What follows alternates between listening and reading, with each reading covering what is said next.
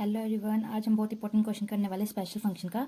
ठीक है, तो क्वेश्चन क्या हमारे पास, स्टेट एंड प्रूव रोडिस फॉर्मूला। ठीक है, और हमें क्वेश्चन ऐसे भी आ सकता है कि to prove that P N X 1/2 की पावर एन फैक्टोरियल मल्टीप्लाई में डी मतलब एन टाइम डेरिवेटिव किसका, एक्स स्क्वायर माइनस 1 की पावर एन। ठीक है, तो हम क्वेश्चन स्टार्ट करते हैं। तो सबसे पहले हम प्रूफ स्टार्ट करते हैं। तो सबसे पहले तो हम लिखेंगे कि फॉर्मूला क्या होता है। ठीक है, वो होता है P N X is equal to 1/2 की power N factorial N time derivative with respect to X square minus 1 की पावर एन। ओके, तो हम इस क्वेश्चन को स्टार्ट करते हैं। सबसे पहले इसका प्रूफ स्टार्ट करने के लिए हमें बाय डेफिनेशन लगाएंगे लेजेंडरी पोलिनोमियल की। वो क्या होती है, we know that by definition of Legendre polynomial we get, क्या होती है उसकी इक्वेशन होती है P N X is equal to summation कहाँ से, n0 से n/2। ये हमारा होता है ग्रेटेस्ट इंटीजर फंक्शन। ठीक है, ये ग्रेटेस्ट इंटीजर फंक्शन होते हैं, हमें पता है ना। ब्रैकेट अंदर क्या आएगा, -1 की पावर r मल्टीप्लाई में 2n-2r फैक्टोरियल मल्टीप्लाई में x की पावर n-2r डिवाइड में आएगा हमारे पास 2 की पावर n मल्टीप्लाई में r फैक्टोरियल मल्टीप्लाई में n-r का फैक्टोरियल मल्टीप्लाई में n-2r का फैक्टोरियल। ये हमारी डेफिनेशन होती है लेजेंडरी पोलिनोमियल की। ठीक है, इसको हम बोल लेते हैं फर्स्ट। उसके बाद हम बात करते हैं n/2। ये हमारा जो ग्रेटेस्ट इंटीजर फंक्शन है, ये कैसे वर्क करेगा। ये हमारे पास यहाँ पे हमारे n/2 एक ग्रेटेस्ट इंटीजर फंक्शन है। तो ये हमारा, अगर हमारे पास यहाँ पे अगर n इवन नंबर है और n ओड नंबर है तो हमारे पास क्या आएगा, if n is even then we get n divide में 2, if n is odd then n-1 divide में 2। ओके, नेक्स्ट हमारे पास अब हम क्या करेंगे, बायनोमियल थ्योरम यूज करेंगे। वो हम पढ़ चुके हैं, जैसे हम 10th में भी पढ़िए, 12th में पढ़िए, ग्रेजुएशन में भी पढ़िए। ठीक है, वो यूज करेंगे हम यहाँ पे। तो लिखेंगे सबसे पहले बायनोमियल थ्योरम क्या होती है हमारे पास। बायनोमियल थ्योरम कहती है हमें,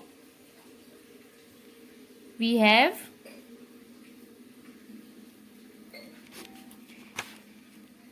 एक्स स्क्वायर माइनस 1 की पावर एन। यहाँ पे हमने एक्स स्क्वायर माइनस 1 क्यों ही लिया, मतलब यहाँ पे कुछ भी होता है उसकी पावर एन बायनोमियल में ओपन होता है। हमने एक्स स्क्वायर माइनस 1 इसलिए लिया क्योंकि हमारे पास हमने जो प्रूफ करना था रोडिस फॉर्मूला में, वो क्या था, एक्स स्क्वायर माइनस 1 की पावर एन। तो हमने ये एक्स स्क्वायर माइनस 1 लिया। इसकी जगह अगर यहाँ पे कुछ और होता है इस फॉर्मूले में, ऐसा है नहीं बट मैं आपको समझाने के लिए बोलती हूँ, अगर यहाँ पे कुछ और होता, अगर एक्स होता तो एक्स की पावर एन हम बायनोमियल ओपन करते, बट यहाँ पे हमारे पास एक्स स्क्वायर माइनस 1 है तो इसलिए हम यहाँ पे एक्स स्क्वायर माइनस 1 का एक्सपेंशन लिखेंगे। तो वो क्या होता है, हमें पता है समेशन n0 से चलता है n तक, n0 से सॉरी r0 से चलता है, यहाँ पे r0 से n तक चलेगा, n/r एक्स स्क्वायर n-r-1 की पावर r। इसको थोड़ा अच्छे तरीके से लिख देते हैं, समेशन r0 से n तक, यहाँ पे आ जाएगा n/r-1 की पावर r। x यहाँ पे स्क्वायर है, बाहर हमारे पास n-r है, 2 को बाहर के साथ मल्टीप्लाई कर देंगे तो x की पावर क्या आ जाएगी, 2n-2r आ जाएगी। ये x स्क्वायर था हमारे पास, उसकी पावर n-r थी, 2 से हमने बाहर ही मल्टीप्लाई कर दिया तो 2n-2r आ गया। ओके, इसको बोल लेते हैं हम। ठीक है, ये आ गया हमारे पास। ये हमारे पास क्या आया, एक्स स्क्वायर माइनस 1 की पावर n का एक्सपेंशन। ठीक है, उसके बाद हमने ये तो निकाल लिया, बट हम क्वेश्चन पे जाते हैं। हमने प्रूफ क्या करना है, टू प्रूव दैट, ये हमने प्रूफ करनी है ये वाली स्टेटमेंट। ठीक है, तो हमारे पास देखो यहाँ पे एक्स स्क्वायर माइनस 1 की पावर n है, तो हमारे पास क्या कमी है इसकी, तो हम क्या 1/2 की power n factorial n time derivative, left side भी और राइट साइड दोनों मल्टीप्लाई कर देंगे, कोई फर्क नहीं पड़ेगा। तो हम यहाँ पे क्या करेंगे, दोनों साइड मल्टीप्लाई करेंगे, किससे, इस साइड मल्टीप्लाई करेंगे जब 2 की पावर n फैक्टोरियल x के respect derivative n time x square minus 1 की पावर n। ठीक है, ये जो हम अब हमने इधर इतना मल्टीप्लाई किया, इस साइड भी पूरे में मल्टीप्लाई करेंगे, पास कांस्टेंट टर्म बाहर आ जाएगी, 2 की पावर n n फैक्टोरियल, अंदर ले लेते हम समेशन r 0 से n तक, यहाँ पे आ जाएगा n CR माइनस 1 की पावर r, यहाँ पे x वाली टर्म सिर्फ ये है तो इसमें डिफरेंशिएशन लगेगी हमारी n टाइम, ठीक है, इसमें डिफरेंशिएशन लग गई हमारी n टाइम। इसके बाद हमें ये हो गया, इसको नाम दे देते हैं हम सेकंड इक्वेशन। ओके, इसको हमने सेकंड इक्वेशन दे दिया। उसके बाद इसको हमने सॉल्व करना है आगे। इसको सॉल्व करने से पहले एक बार हम एक अलग टॉपिक पे थोड़ी सी बात करेंगे। वो क्या है, वो होता है, देखो यहाँ पे हमें देखो, अगर हम किसी भी अंदर यहाँ पे कोई भी वेरिएबल लेते हैं, जैसे x लिया, यहाँ पे इसकी हम n टाइम डेरिवेटिव करते हैं, x की पावर m है, यहाँ पे डेरिवेटिव 0 कब आएगा, अगर हमारा जो ये n है ये m से बड़ा होगा तो डेरिवेटिव हमेशा 0 आएगा। ये कैसे, एक एग्जांपल लेते हैं, ठीक है। अगर हम 3 बार डेरिवेटिव करें किसका, एक्स स्क्वायर का, ठीक है, तो क्या आएगा, जब हम फर्स्ट टाइम डेरिवेटिव करेंगे तो क्या आएगा, यहाँ से आ जाएगा 2x, और जब हम थर्ड टाइम डेरिवेटिव करेंगे dx, यहाँ से आ जाएगा 2। कांस्टेंट का डेरिवेटिव क्या है, 0। यहाँ पे हमारे पास क्या कंडीशन बन रही है कि जो 3 है वो हमारा 2 से बड़ा है। यहीं पे मैं ये बात मैंने तो बोली, अगर n हमारा m से बड़ा है तो डेरिवेटिव हमेशा 0 आएगा। ये मैंने आपको एग्जांपल से बताया, ठीक है। जब भी हमारा n m से बड़ा होगा डेरिवेटिव हमेशा 0 आएगा। अब सेकंड केस क्या होता है, d by D X n time, अगर हमारा जो ये m है ये n से बड़ा है, अगर ये m ही n से बड़ा है तो डेरिवेटिव क्या आएगा, m फैक्टोरियल डिवाइड में m माइनस n फैक्टोरियल, ये आएगा हमेशा, ठीक है। ये दो कंडीशंस लग गई हमें पता, ठीक है। अब इन कंडीशंस का हम इसमें यूज करेंगे। हमने कहाँ पे यूज करना है इन कंडीशंस का, अब देखो हमने यहाँ पे किसका डेरिवेटिव करना है, इसका डेरिवेटिव करना है, d n टाइम्स किसका, ये हमारा यहाँ पे हम लेट कर लेते हैं, ये हमें n दे रखा है, ये हमें m है, ये हमारा m है, ये हम इस कंडीशन के साथ इसको कंपेयर करेंगे। अब देखो d डिवाइड में dx n टाइम डेरिवेटिव, अंदर हमारे पास x 2n माइनस 2r, इसका डेरिवेटिव 0 कब होगा, जब हमारा n ग्रेटर देन m, मतलब n greater than 2n minus 2r। यहां से हम r की वैल्यू निकालेंगे, यहां से हमारे पास r की वैल्यू आ जाएगी r greater than n by 2। जब इसको सॉल्व करेंगे तो यहां से हमारे पास r की वैल्यू आ जाएगी।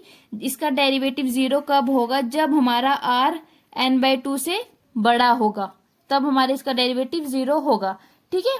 इसका हम जो ये मैंने दो कंडीशंस मानी, इसको मैं मान लेती हूँ थर्ड इक्वेशन, और ये वाली जो हमारे पास आई है इसको मान लेते हैं हम first equation, second equation, third equation, fourth equation, ठीक है। इसको फोर्थ इक्वेशन मान लिया। उसके बाद हमने क्या करना है कि जो ये फोर्थ इक्वेशन है इसको हमने सेकेंड इक्वेशन में यूज करना है, क्योंकि हमने राइट हैंड साइड, ये जो लेफ्ट हैंड साइड है ये हमारी, इधर मैंने राइट साइड लिखी है, ये बन गई, तो हमने इधर ये लेफ्ट साइड पूरी सॉल्व करनी है, ठीक है। ये पूरी सॉल्व करनी है राइट साइड वाली हमने। यहाँ पे अब हमने क्या करना है, जो हमने फोर्थ इक्वेशन है इसको सेकंड इक्वेशन में यूज करेंगे। तो यहाँ पे हम क्या लिखेंगे, making use of fourth equation in second, we see that we must replace summation r is equal to 0 to n by summation r is equal to 0 to n divide में 2 if n is a even number, okay। और when जब n is a odd number then summation r is equal to 0 से n minus 1 2 से replace करेंगे, ठीक है, replace करेंगे। उसके बाद we must replace summation r is equal to 0 to n by summation r is equal to 0 to n divide में 2 greatest integer function, okay, greatest integer function, hence we get equation third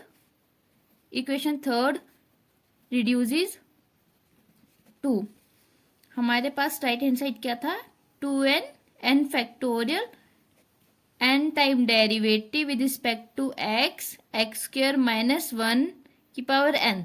इस side हमारे पास क्या था, 1/2 की power n factorial summation R से 0 से n/2 से हमने क्या किया, n तक थी समेशन, हमने n/2 तक कर दिया। ठीक है, इस फॉर्म में हमारी इक्वेशन रिड्यूस होगी, बाकी पूरी इक्वेशन सेम है। ठीक है, तो यहाँ पे NCR -1 की पावर r, यहाँ पे था हमारे पास n टाइम डेरिवेटिव किसका, x की पावर 2n-2r। ओके, हमने क्या किया, बस कुछ नहीं किया, हमने समेशन को n तक थी हमारे, देखो हम यहाँ पे देखते हैं हमारे पास सेकंड इक्वेशन क्या थी, ये थी, ये पूरी चीज सेम है, ये भी पूरी सेम है, बस हमने क्या किया, जो ये n तक था समेशन, ये हमने n/2 तक ले लिया। उसके बाद हमने क्या करना है, जो थर्ड इक्वेशन थी, थर्ड इक्वेशन क्या कहती है कि अगर वो हमारे पास m ग्रेटर देन n है तो वो क्या होता है, m फैक्टोरियल डिवाइड में m-n, तो वही चीज हम यहाँ पे यूज करेंगे।